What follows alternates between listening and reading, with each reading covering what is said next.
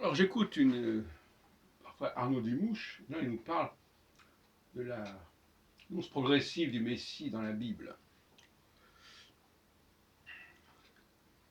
Apparemment il n'a pas lu Ézéchiel très attentivement. Il aurait su que dans Ézéchiel on parle de la sortie d'Égypte, mais qu'on ne parle pas de Moïse,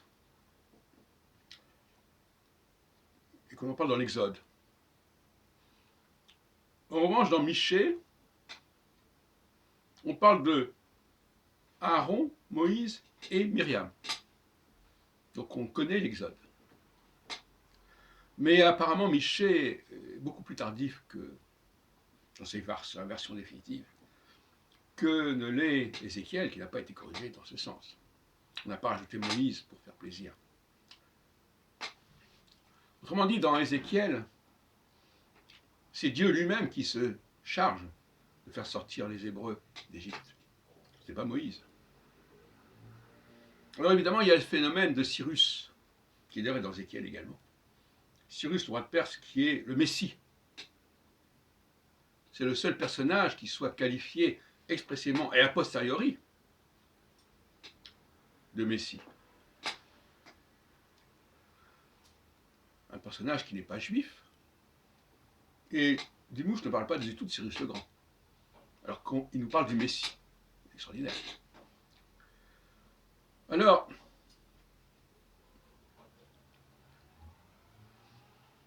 il y a cette idée de Messie. Il nous parle d'Isaïe.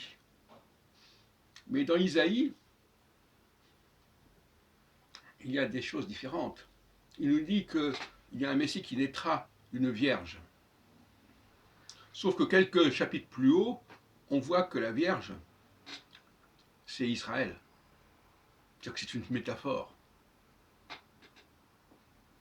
Et que les chrétiens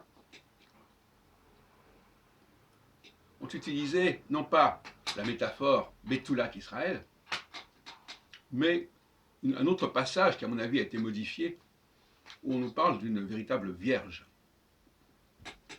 De même que Emmanuel, dans Isaïe, nous indique que les choses arriveront avant que cet enfant n'atteigne un certain âge. On est au VIe siècle.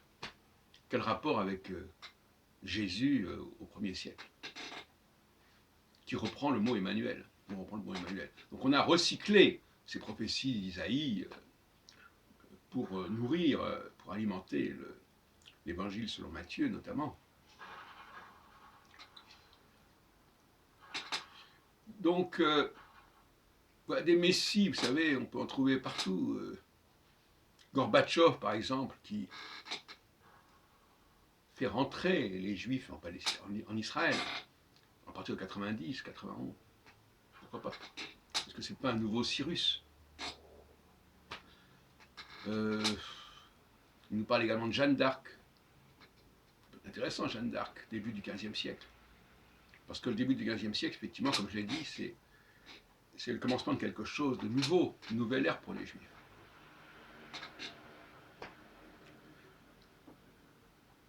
Moi, je suis convaincu que Ézéchiel, quand il ne parle pas de la sortie d'Égypte, ou plutôt quand il ne parle pas de Moïse dans la sortie d'Égypte, ça veut bien dire que la notion même de Moïse et de Messie, au sens de ce Moïse, n'existait pas à l'époque.